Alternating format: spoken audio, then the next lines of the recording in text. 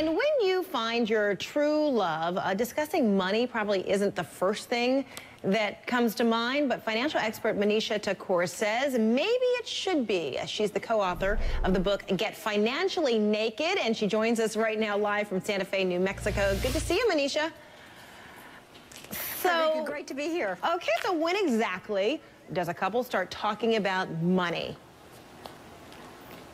So I like to say, if you're willing to take your clothes off one way, you should be willing to take your clothes off with each other, financially speaking. And in a more literal sense, what that means is when you found the person that you think is the one, people are looking for the can't-miss investment, and I'm here to tell you it's talking about money with your honey. That's cute. Okay, so first off, you got to talk about what kind of money honey may be bringing in. What are the salaries involved, and how eventually that might be divvied up? Exactly. And Frederica, this balance of who's bringing what to a relationship has really shaken up. I think we're at a tipping point.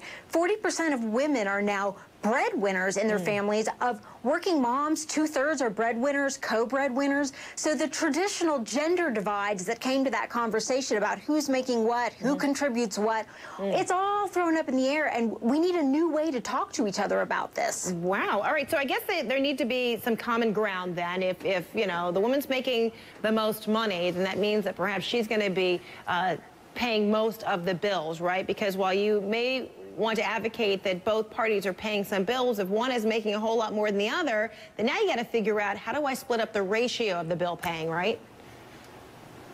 Frederica, you've nailed it. And there's not a right or wrong solution. The key is to discuss it, but there are a couple of different options that you have. One is to pay proportionally. So if the household income is $100,000, one person's making $70,000, the other's making $30,000. You might want to have the person making $70,000 pay 70% of the bills. Now, if that feels too clinical, that's okay. You could trade. You could alternate who pays for different bills. The key is if you've got disparate incomes, however, and you continue to split things 50-50 without talking about it, tensions can really build up that hurt your relationship over the long run. Oh boy. And then same thing would go then, say, you know, before the two of you come together under one rooftop, one owns the home, the other one may be renting, so when the other person moves into the home with a mortgage, does that mean that there's still going to be rent involved, paying rent, or a contribution made? Right. You know, and how unromantic does that sound? I love you, honey. Move in. Now pay me rent. But logistically speaking, if you think about it, this is what I advise couples. If the person who is moving into the home would be paying about the same or less than they would if they were renting on their own, and they are not interested in owning their own home by themselves right away, it makes sense. The thing I worry about, Frederica, is when I see couples move in and the non-homeowner contributing to capital improvements in the home, and then the relationship splits up and you lose your sweetie and the investment you made in the home. Oh boy. Okay, so then what about when it comes down to co-signing, getting a credit card together, buying a car together, or buying a property together, that whole co-signing thing? Yeah, so this one is coming up more and more because credit standards are so tight. Oftentimes people need co-signers, and what I say is love may not last forever, but that co-signing agreement will.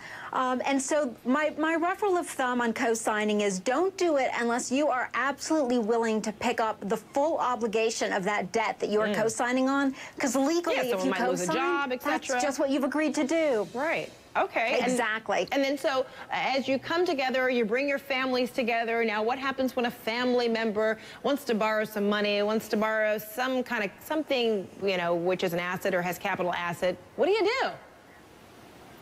Yeah, I mean, when we are floating around with unemployment above 9%, this is a very common and very sticky scenario.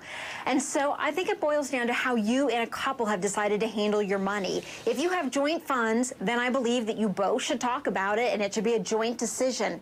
If you have separate funds, then I think as long as Party A helping their family does not affect Party B, in other words, if it goes wrong, that Party B becomes the financial backup plan, then Party A has complete right and reasonable grounds to make that decision, but it really comes down to talking about it, which is the thing that, it's the pink elephant in the bedroom. People don't want to talk about family members needing help. Yeah, okay, and you kind of alluded to this when you talked about the whole co-signing thing, what could potentially happen, but say a member of the couple, one of you loses your job, then what?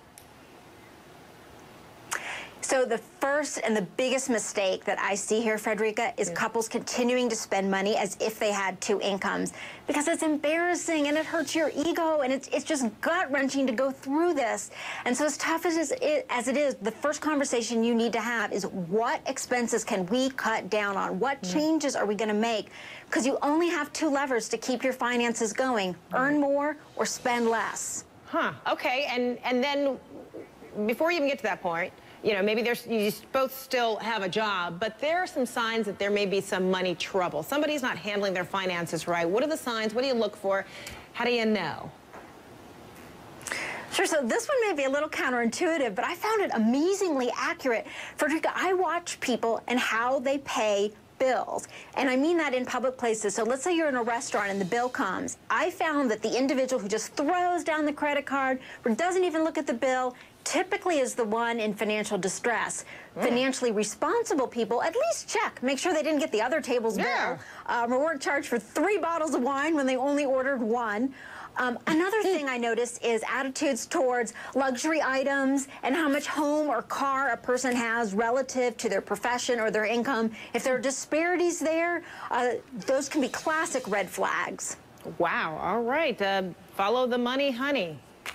I kind of like that line you gave at the top. Manisha Thakor, thanks so much. Good to see you. And hopefully we will keep couples together as they keep their finances in check as well, thanks to your free advice today. Appreciate it.